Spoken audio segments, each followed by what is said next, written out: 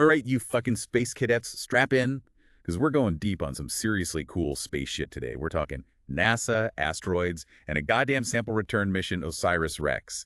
You might have seen some headlines about this badass bringing back pieces of an asteroid. Oh yeah, it's We're wild. going to unpack the whole damn thing. We're not just talking some boring space rocks here. We're talking a time capsule from way back, like the early solar system. Okay, let's cut the crap and get down to business. What the hell is OSIRIS-REx? Sounds like some kind of badass transformer. Well, it's not a Decepticon, but it is an acronym. Stands for Origins, Spectral Interpretation, Resource Identification, Security Regolith Explorer. This thing launched back in 2016, and get this, spent 7 goddamn years in space. 7 years. Damn, that's longer than some prison sentences. So what was this metal bird chasing for so long? The target was Asteroid 1009-955 Bennu, a carbonaceous asteroid, basically unchanged since the solar system formed. So like a cosmic fossil. Why the hell pick this particular space rock? There's a couple reasons. First, Bennu is a primitive asteroid, meaning it's packed with organic molecules, water, and all sorts of shit that could tell us about the origins of life. So we're talking about the primordial soup, the recipe for life. Yeah, exactly, like a window into the past. But here's the kicker. Bennu also had a chance of, hitting Earth. Hold the fucking phone. A killer asteroid. Are you trying to tell me we're living in a goddamn Bruce Willis movie? What are the odds of this thing, wiping us out? Don't worry, the chances were slim, like 1 in 4,410 between 2169 and 2199. So you're saying there's a chance. I'd rather not go out like the dinosaurs. Yeah. So what did OSIRIS-REx do once it got its robotic ass to Bennu? Did it just grab a rock and haul ass back to Earth? Not quite. First, OSIRIS-REx spent like 2 years mapping Bennu's surface, looking for the perfect spot to grab a sample, and then it had to do this crazy touch-and-go maneuver. Touch and go. Sounds kind of risky if you ask me. Yeah. How'd they pull that off? Pretty badass, actually. OSIRIS-REx had this special instrument called TAGSAM, a robotic arm with a sampler head.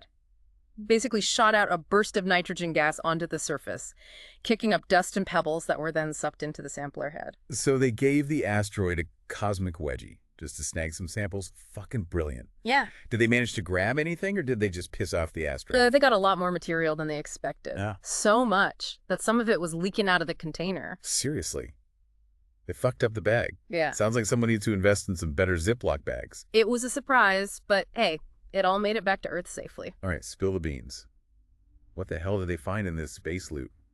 Any alien porn? No alien porn, unfortunately. They did find hydrated minerals, which means Bennu's parent body probably had water. Water. So this space rock was a goddamn oasis. Wild. What else? They found organic molecules, the building blocks of life. And get this, even some materials that are completely unknown to science. Hold up. Unknown materials. Now you got my attention. Are we talking about alien snot or something? What is this mystery goo? That's the exciting part. We don't know yet. These materials are being analyzed right now. It's going to take some time to figure out what they are.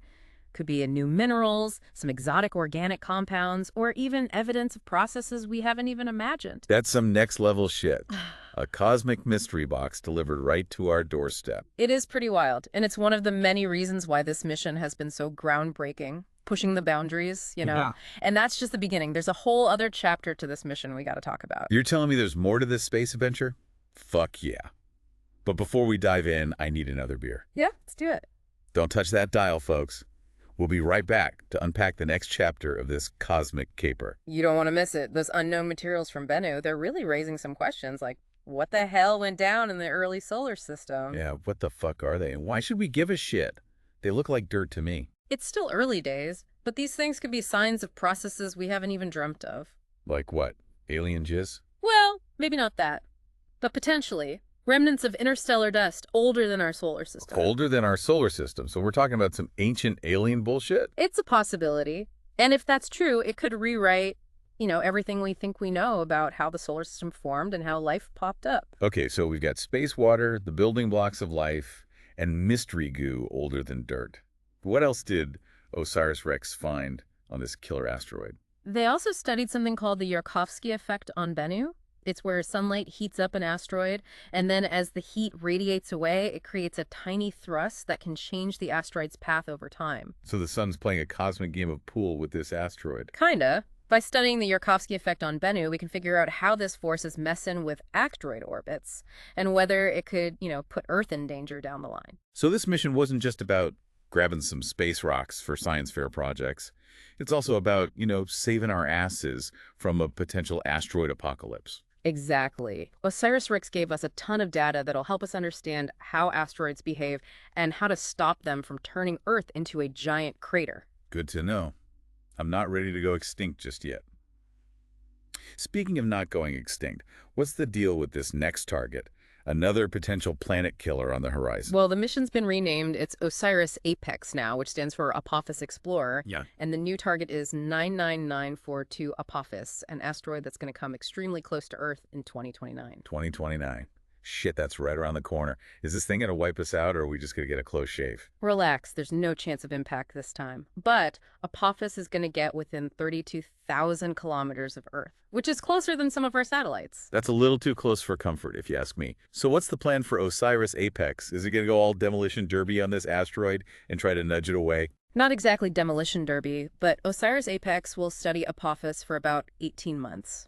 Mapping its surface and using its thrusters to stir up some surface material to see what's underneath. So they're going to try to tickle it into changing course. What the hell is NASA's obsession with poking these space rocks? The idea is to learn more about the asteroid's structure and how it might react if we ever need to, push it out of the way. Push it out of the way. Like using a giant cosmic broom. How do you even move something that big? There are a few ideas. One is to use a kinetic impactor. Basically, a heavy spacecraft that you slam into the asteroid just to slightly change its path. A cosmic game of bumper cars. I like it. Any other tricks up their sleeve? Another option is a gravity tractor, a spacecraft you place near the asteroid, and its gravity would slowly tug on the asteroid and change its course over time. So like a cosmic tow truck. Sounds pretty badass. Are we close to actually building this stuff? These are still theoretical, but missions like OSIRIS-REx and now OSIRIS-APEX are giving us the data we need to actually develop these technologies and be ready for whatever the universe throws at us. Well, this has been one hell of a ride. We've gone from asteroid heists to cosmic mysteries and even talked about the end of the world as we know it. So what's the big takeaway here? What's fascinating is this mission goes beyond its initial goals. It's not just about gathering space rocks and studying them. It's about understanding our place in this crazy universe and the dangers lurking out there. Yeah, and it's about figuring out how to fight back against those dangers.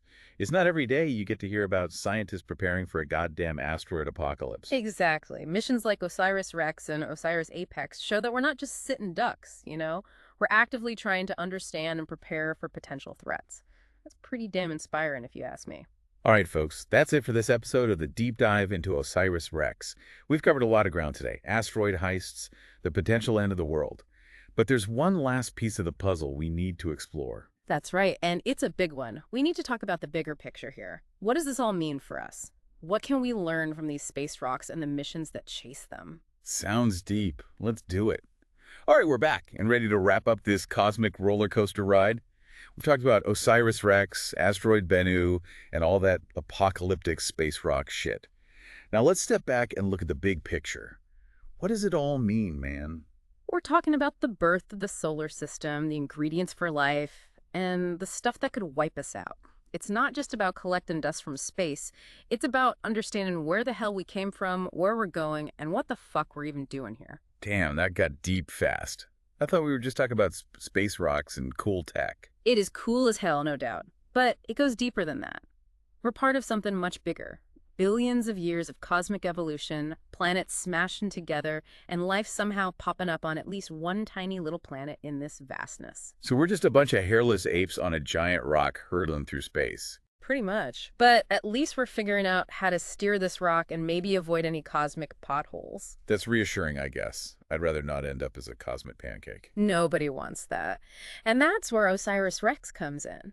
It gives us a glimpse into the past, helps us prepare for the future, and reminds us that we're all in this together. Together? You mean all us humans? Or are you talking about some cosmic unity bullshit with asteroids and black holes? Well, maybe not that far. But it shows how everything in the universe is connected, We're all made of the same stardust forged in exploding stars. Stardust? Now you're sounding like a goddamn hippie. But it's true. Every atom in your body, everything you see around you, it all came from a star. And the stuff OSIRIS-REx brought back from Bennu, that's a direct link back to the solar system's early days, when our planet was just a twinkle in the cosmic eye. So we're all just recycled star stuff. That's pretty fucking wild when you think about it. It is, isn't it? Makes you wonder what else is out there. What secrets are hidden in those asteroids, comets, and planets in our cosmic neighborhood? Yeah, good point. What else is lurking out there in the darkness? That's the million-dollar question. But if OSIRIS-REx is any indication, we're on the right track to find it out. Absolutely. This mission is a testament to human ingenuity, our curiosity, and our drive to understand this crazy universe, and it's just the beginning. For sure. The best is yet to come. Well, folks, that wraps up our deep dive into OSIRIS-REx. We went from asteroid heists to cosmic mysteries to the potential end of the world. It's been one hell of a ride. It's been a blast. This mission shows us that the universe is a weird, wonderful, and sometimes dangerous place. But above all, it's a place full of endless possibilities. Damn straight. And as we continue to explore it, who knows what we'll uncover? More surprises, more questions, and hopefully more answers. That's what it's all about. Keep searching, keep learning, keep pushing the boundaries. That's right. So until next time, stay curious, stay skeptical, and stay tuned for more mind-blowing deep dives into the unknown. We'll catch you on the flip side.